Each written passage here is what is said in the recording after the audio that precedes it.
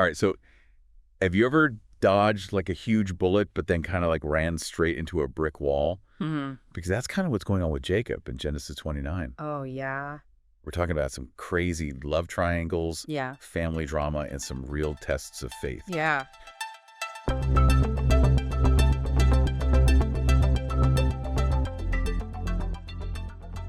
So welcome back to the Make Heaven Crowded podcast. We're going to unpack one of the most interesting chapters in Genesis. Definitely a wild ride, for sure. It really is. And it all starts with Jacob arriving in Haran in verse 1. Right. Remember, he's running away from his brother Esau? Oh, yeah, after that whole blessing thing. Yeah, exactly, that whole debacle. And God has led him to his mother's homeland. Right. And this journey out of Canaan, the promised land, it's a big turning point for Jacob. Oh, for sure. He's stepping into the unknown, just like we do when we face new challenges in life. Right. And speaking of the unknown, verse 2 introduces a well. Oh, yeah. And, you know, in the Bible, wells aren't just places to get water. Right. They're like hotspots for divine encounters. Yes, I love that. Like, think about Abraham's servant finding a wife for Isaac at a well. Yeah. Or Jesus, and that life-changing conversation with the Samaritan woman at a well. Right. It's like a place where... It's a place where things happen. Yeah, God shows up. Yes, God shows up. Exactly. So when Jacob comes across this well, it's like a giant neon sign flashing something big is about to happen. Yeah. And guess what? There's this massive stone covering the well opening. Like it's a symbolic obstacle. Yeah. Okay, so verses 4 through 8, they really set the scene. Yeah. Jacob chats with the shepherds, confirms that he's in the right place. Yeah. He learns about his uncle Laban, who's basically the big man around town. Yeah, he's the guy. But there's this whole thing about waiting for all the shepherds to gather before they roll the stone away. Right. That detail about the stone and the waiting is super interesting. Yeah. It hints at this idea of divine timing. Oh, yeah. You know, sometimes we run into these seemingly impossible roadblocks in life. Right. But this verse reminds us that God is working behind the scenes. Oh, yeah. He's orchestrating things in ways we can't even imagine. Totally. Like, he's saying, just hold on. I'm setting everything in motion. Just trust the process. That's so good. Right. And then just as the stone is about to be moved, boom, enter Rachel, verses 9 through 12. Yeah. And let's be clear, she's not some damsel in distress. No. Rachel is a shepherdess, strong, capable.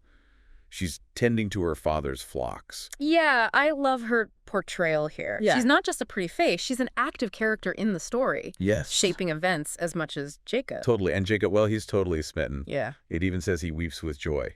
He cries. This guy is head over heels, no doubt about it. Yeah, and I think it's interesting because Jacob, the man known for his cunning and deception, he's totally disarmed by Rachel. Yeah, he is. He even jumps in to help water her sheep. He does. It's a side of him we haven't really seen before. Right. Right. All right, so now Laban enters the picture, right? Yeah. Verses 13 and 14, he welcomes Jacob with open arms, calling him my bone and my flesh. Seems sweet. Yeah, on the surface. Yeah. But if we know anything about Laban from this story, Right. it's that he's got a way of turning charm into a bargaining chip. Right, like he's got an angle. Yeah, he's always got an angle, and in verses 15 through 17, he does just that. He does. Offers Jacob a deal. Yeah. Work for me for 7 years. 7 years. And you can marry Rachel. That's a long engagement. That's a long time. But here's where things get a little complicated. Yeah. Laban also has an older daughter, Leah, Right. who's described as having tender eyes. Hmm. Now, that might sound poetic, Right. but in the ancient Near East, it could also mean she wasn't considered conventionally beautiful. Exactly. That little detail sets the stage for a lot of family drama. Right. Jacob is totally fixated on Rachel. Oh, yeah. But God's got other plans in mind. Right. It's a reminder that sometimes, even with the best intentions, our desires don't line up with God's perfect will. Yeah. And that can lead to some unexpected twists and turns. And boy, do we get a twist. Oh, yeah. In verses 18 through 20, Jacob agrees to Laban's deal without a second thought. He's all in. He's so in love with Rachel that those 7 years of labor feel like a few days to him. Yeah. It's almost like a foreshadowing of Christ's love for the church. Right. There's a beautiful parallel there. Yeah, that kind of unwavering sacrificial love. But just when we think it's happily ever after, Right. Laban pulls a fast one. Oh, yeah. On the wedding night, he tricks Jacob into marrying Leah instead. Oh, no. It's a classic bait and switch. Oh, my gosh. You almost can't help but think karma's a funny thing, isn't it? I know, right? Jacob, the master deceiver, is now on the receiving end of a deception. That's so true. Talk about ironic justice. Yeah. But on a deeper level, Right. this whole situation speaks to the consequences of our choices. Hmm. What we sow, we often reap. Yeah, and it sets up this complex family dynamic with lasting repercussions. Oh, yeah. We see in verses 26 through 30 that Jacob is furious with Laban, Yeah. who tries to justify his actions by appealing to tradition. Right. But in the end, he agrees to let Jacob marry Rachel too, Yeah. after another 7 years of labor. Oh, my goodness. Can you imagine the tension in that household? No, I can't. Seriously. And it really highlights the problems with polygamy. Even though it was a common practice back then, Right. it just never ends well. No, it doesn't. But amidst all this drama, there's a glimmer of hope. Right. Verse 31 says that God saw Leah's heartache and opened her womb while Rachel remained barren. That's a powerful reminder It is. that even in the midst of messy human relationships, Yeah. even when we feel overlooked or unloved, Right. God sees us. Yeah. He cares for us, and he has a plan for our lives. And that plan unfolds in a really fascinating way. It does. Verses 32 through 35 introduce us to Leah's first 4 sons, Yeah, Reuben? Reuben, Simeon, Levi, and Judah. Oh, wow. And each name she chooses reflects her emotional journey. Right. From longing for Jacob's love to finding fulfillment in praising God. It's incredible progression. Yeah. At first, she's focused on winning Jacob's affection. Ah, But with each child, her perspective shifts. By the time Judah is born, right. she's declaring, "Now will I praise the Lord." That's so good. It's a beautiful testament to how God can work through our pain Yeah. and lead us to a deeper understanding of his love and grace. And it's amazing that Judah, whose name means praise, becomes the ancestor of Jesus, Oh, wow. the ultimate source of praise. That's so cool. Like God is weaving a tapestry of redemption through these seemingly ordinary lives. Absolutely. It shows us that even in the midst of human failings and messy situations, God's overarching plan is still in motion, Right. leading to something greater than we can comprehend. Wow. This deep dive is really making me think about how my own life fits into God's bigger story.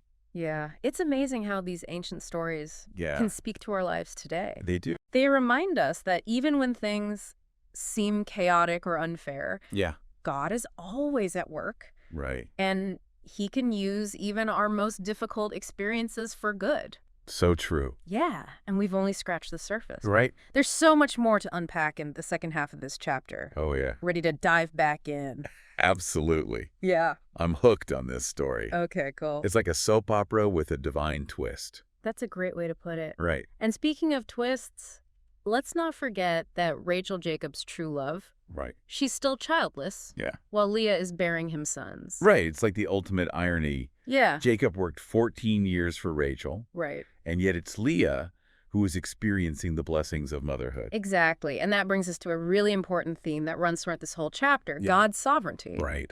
You see, Jacob might have thought he was in control, Uh, manipulating situations to get what he wanted. right. But ultimately, it's God who is orchestrating events. He sees the heartache of both Leah and Rachel Yeah. and is working out his plan even in the midst of their complicated family dynamic. So let's talk about those names Leah chooses for her sons. Okay. It's like each one is a window into her heart, Yeah. reflecting her evolving relationship with God. Exactly. Starting with Reuben, her firstborn, whose name means see a son. Oh, wow. You can almost hear the triumph in her voice, Yeah. as if she's saying, "Look, Jacob, I've given you a son." Yeah. It's a clear indication that she's hoping that this child will finally win her husband's love and attention. But when Jacob still favors Rachel, Right. Leah names her second son Simeon, meaning hearing. Mm. It's like she's clinging to the hope that maybe, just maybe, Jacob will finally hear her cries and recognize her worth. And yet, even with the second son, Jacob's heart remains unchanged. Right. So when her third son is born, she names him Levi, meaning attached. Wow. There's this desperate longing in that name, a desire to be attached to Jacob, to be loved and cherished by him. It's heartbreaking, really. It is. You can sense her desperation Yeah. to be loved and accepted by Jacob. But then something shifts in her heart. Yeah. When her fourth son is born, she names him Judah, which means praise. Okay. That's the turning point. Wow. It's as if she's finally realizing Yeah. that her worth and her identity are not found in Jacob's love, Right. but in God's love. She's shifting her focus from striving for human approval to finding contentment and joy in praising God. And isn't it amazing that it's Judah, the son whose name represents praise, who becomes the ancestor of Jesus, the ultimate source of praise? It's incredible, isn't it? Yeah. It shows us that even in the midst of brokenness and dysfunction, Right. God is at work weaving a tapestry of hope and redemption. He takes the messy threads of our lives and creates something beautiful and meaningful. This is just blowing my mind. It is pretty cool. I mean, I've read this story countless times, but I never really saw the depth of Leah's journey or the significance of those names. That's the beauty of diving deep into Scripture, isn't it? It is. There's always something new to discover. Yeah. Something to challenge our perspectives and deepen our faith. And speaking of discovering new things, Okay. there's this other fascinating detail in verse 35, Okay. where it says, "And she conceived again, and bare a son, and said, Now will I praise the Lord. Therefore she called his name Judah, and left bearing." That little phrase, "and left bearing," has sparked a lot of discussion among scholars. Yeah. Some believe it means that Leah stopped having children altogether, Right. while others interpret it as a pause in her childbearing. Okay. Regardless of which interpretation you hold, Yeah. it's clear that Leah's heart is now fully turned towards God. Right. Her focus is no longer on trying to win Jacob's favor, Yeah. but on praising the Lord for his blessings in her life. It's like she's finally found peace and contentment in her relationship with God, Yeah. even though her circumstances haven't necessarily changed. Right. Her story is such an encouragement to anyone who feels overlooked or unloved. It reminds us that God sees us. He cares for us. And he can bring beauty and purpose out of even the most difficult situations. Absolutely. Leah's story is a testament to the power of God's grace to transform our hearts Yeah. and give us hope even when life feels messy and unfair. That's so good. This is so powerful. I'm just sitting here in awe of how God works in our lives. Yeah. It makes you wonder what he's doing behind the scenes in our own stories, Right. even when we can't see the full picture. Exactly. And that's what makes faith so exciting. It's about trusting that God is working even when we don't understand. Yeah. Knowing that his plans are always for our good and his glory. Wow, this deep dive into Genesis chapter 29 has been incredible. Yeah. It's like we've peeled back layers of meaning and discovered treasures we never knew were there. It's been a privilege to explore this chapter with you. Oh, likewise. It's amazing how these ancient stories can speak so powerfully to our lives today. So where do we go from here? What are some key takeaways we can carry with us from this deep dive? Well, I think one of the biggest takeaways is the reminder that God is sovereign. Right. He is in control. Yeah. Even when our lives feel chaotic or unpredictable, Right. he sees our struggles, he hears our cries, Yeah. and he is working all things together for our good. And I think Leah's story in particular is so encouraging. Yeah. It reminds us that even when we feel overlooked or unloved, God sees us and he has a plan for our lives. Absolutely. And her journey also highlights the importance of finding our identity and our worth in God's love, not in the approval of others. I love that. And let's not forget the beautiful parallel between Jacob's love for Rachel and Christ's love for the church. Yeah. That kind of unwavering sacrificial love is something we can all aspire to. So true. And it's a reminder that God's love for us is constant and unchanging no matter what we've done or where we've been.